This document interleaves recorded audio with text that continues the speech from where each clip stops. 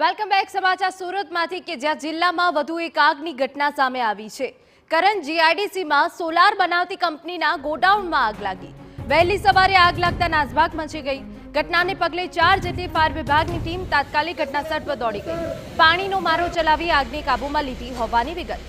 આગની ઘટનામાં કંપનીના માલિકને મોટું આર્થિક નુકસાન ગયું છે।